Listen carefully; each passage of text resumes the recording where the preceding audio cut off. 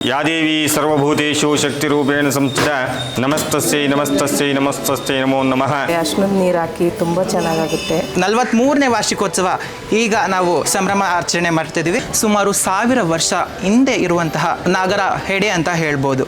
ಎಲ್ಲ ನವಗ್ರಹ ದೇವರುಗಳು ಇಲ್ಲಿ ದಂಪತಿಗಳ ವಿಶೇಷವಾಗಿ ನೀವು ಸಹ ಇಲ್ಲಿ ನೋಡ್ತಾ ಇರ್ಬೋದು. ಒಂದು ವಿಗ್ರಹದಲ್ಲೇ 2 ದೇವರುಗಳು, ಅಂಗಕಾರಕ ಮತ್ತು ಸುಬ್ರಹ್ಮಣ್ಯ ಸ್ವಾಮಿ. 25ನೇ ತಾರೀಕಿಂದ ಜಾತ್ರೆ ಇದೆ, ಎಲ್ಲರೂ ಬನ್ನಿ.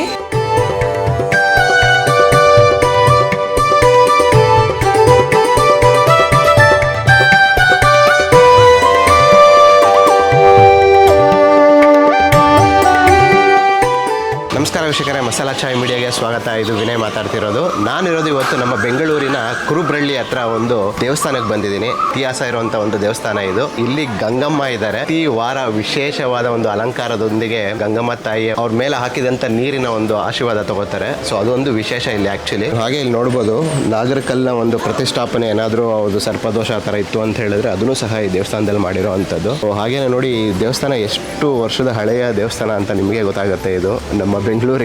ಈ ದೇವಸ್ಥಾನದಲ್ಲಿ 18 ದೇವಾನುದೇವತೆಗಳು ಇದ್ದಾರೆ. ಮುಖ್ಯವಾಗಿ ಆಕರ್ಷಣೆಗೊಳ್ಳುವಂತಹ ಶ್ರೀ ಪಾತಾಳ ಪಂಚನಾಗೇಂದ್ರ ಸ್ವಾಮಿ.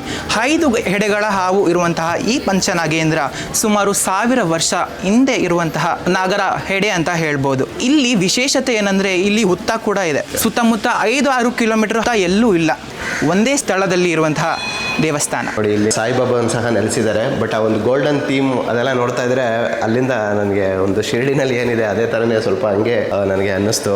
ಒಂದು ಸಾಯಿಬಾಬಾ ಅವ್ರ ದರ್ಶನ ಸಹ ಪಡೆಯೋಣ ಇಲ್ಲಿ. ಅಂದರೆ ವಾರಾದ್ಯಂತ ನೀವೇನಾದರೂ ಈಗ ಸೋಮವಾರ ಶಿವನ ದೇವಸ್ಥಾನ, ಮಂಗಳವಾರ ದೇವಿ ದೇವಸ್ಥಾನ, ಈ ಥರ ಶನಿವಾರ ಶನಿ ಮಹಾತ್ಮ ದೇವಸ್ಥಾನ ಆ ಥರ ಏನಾದರೂ ಅಂದರೆ ದೇವಸ್ಥಾನಕ್ಕೆ ಹೋಗ್ತೀರಾ ಅಂತ ಅನ್ಸಿದ್ರೆ ನೀವು ಈ ಒಂದು ದೇವಸ್ಥಾನಕ್ಕೆ ಬಂದರೆ ನೀವು ಎಲ್ಲ ದೇವರುಗಳ ದರ್ಶನ ಸಹ ಇಲ್ಲೇ ಪಡಿಬೋದು. ದಂಪತಿಗಳ ಸಮೇತ ನವಗ್ರಹ ಸ್ವಾಮಿಗಳು ಅಂತ ಹಾಕಿದ್ದಾರೆ.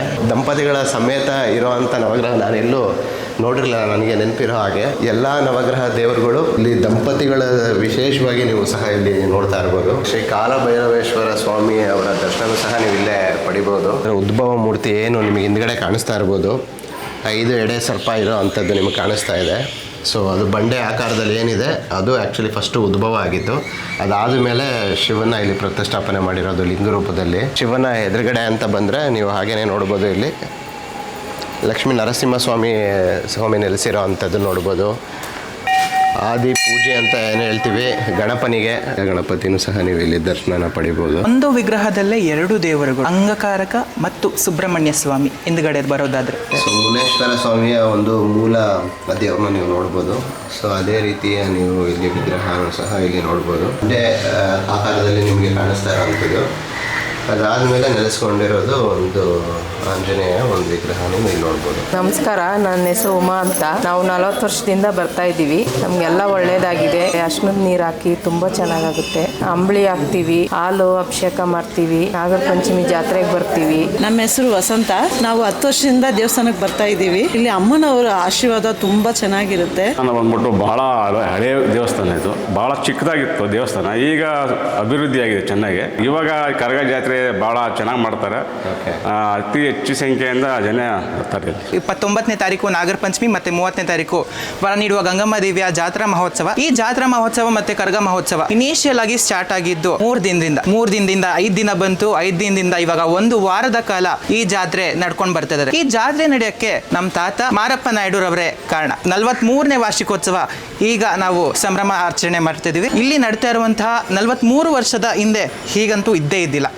ಈ ದೇವಸ್ಥಾನ ಒಂದು ಕಾಡ್ ತರ ಇತ್ತು.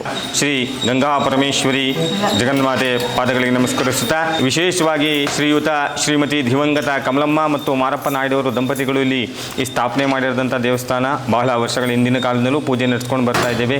ಇವತ್ತಿನ ವಿಶೇಷವಾಗಿ ನಾವೇನು ಗಂಗಮ್ಮ ತಾಯಿ ನೋಡ್ತಾ ಇದ್ದೇವೆ ಹಿಂಭಾಗದಲ್ಲಿ, ಅದು ಜಗನ್ಮಾತೆ ದಿವ್ಯ ಭಕ್ತರ ಕೋರಿಕೆಗಳನ್ನು ಯಾವ ರೀತಿ ಕರುಣಿಸ್ತಾಳೆ ಅಂದರೆ, ಸಂತಾನ ಭಾಗ್ಯ ಇರ್ಬೋದು, ಅಥವಾ ವಿವಾಹ ಭಾಗ್ಯ, ಮತ್ತು ಧನದ ಆಗಮನ, ಅಭಿವೃದ್ಧಿ, ಕೆಲಸ ಕಾರ್ಯಗಳಲ್ಲಿ ಪ್ರಗತಿ, ಪ್ರಗತಿ ಮತ್ತು ಇನ್ನಿತರೆ ಯಾವುದೇ ಒಂದು ಕೋರಿಕೆ ಬಂದರೂ ಕೂಡ ಇಲ್ಲಿ ಜಗನ್ಮಾತೆಯ ಒಂದು ವಿಶೇಷವಾಗಿರ್ತದೆ. ಇಲ್ಲಿ ವಿಶೇಷವಾಗಿ ಪುಟ್ಲೂರಮ್ಮ ದೇವಿ ಅಲಂಕಾರ ಮಾಡ್ತೀವಿ, ಸಂತಾನಕ್ಕೋಸ್ಕರ ಅಮ್ಮನ ಗರ್ಭಿಣಿ ಅವತಾರದಲ್ಲಿ ಶ್ರೀಮಂತ ಮಾಡಿದ ಅವತಾರದಲ್ಲಿರ್ತಾಳೆ. ಆ ನಿಂಬೆಹಣ್ಣು ಅಮ್ಮನ ಮಡ್ಲಲ್ಲಿ ಕಟ್ಟಿರ್ತೇವೆ, ಅದನ್ನು ಭಕ್ತರಿಗೆ ನೀಡಿದ ಸಂಜೆ 6:30ರಿಂದ ಪಾದಪೂಜೆ ಇರುತ್ತೆ. ಪಾದಪೂಜೆಯಲ್ಲಿ ನೀವು ಕೂಡ ಯಾರು ಬೇಕಾದರೂ ಬಂದು ಭಾಗವಹಿಸಿ. ಮತ್ತು ವಿಶೇಷವಾಗಿ ಅಮ್ಮನವರ ಜಾತ್ರೆ ಮಾಡ್ತೇವೆ ನಾವು. ಜಾತ್ರೆ ಅಂದರೆ ವಿಶೇಷವಾಗಿ ನಾಗರ ಪಂಚಮಿ ಸಂದರ್ಭದಲ್ಲಿ ಶ್ರಾವಣ ಮಾಸದ ಮೊದಲನೇ ವಾರದಲ್ಲಿ ಪ್ರಾರಂಭವಾಗುತ್ತದೆ.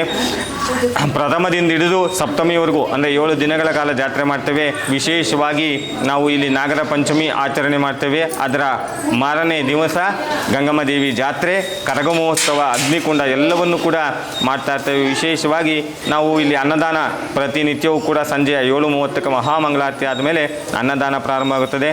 ನಾಗರ ಪಂಚಮಿ ದಿನ ಸರಿಸುಮಾರು ಒಂದು 20ರಿಂದ 25 ಸಾವಿರ ಜನಗಳಿಗೆ ಅನ್ನದಾನ ಏರ್ಪಡಿಸಾಗಿರುತ್ತೆ. ಅದು ಬೆಳಗ್ಗೆ 7:30ರಿಂದ ಸಂಜೆ 10:30, 11 ಗಂಟೆ ತನಕ ನಿರಂತರವಾಗಿ ಅನ್ನದಾನ ಸೇವೆ ನಡೀತಾ ಇರ್ತದೆ. ಮತ್ತು ಕರಗ ಮಹೋತ್ಸವ 30ನೇ ತಾರೀಕು, ಇದೇ ತಿಂಗಳಲ್ಲಿ 30ನೇ ತಾರೀಕು ಕರಗ ಮಹೋತ್ಸವ ಇರ್ತದೆ.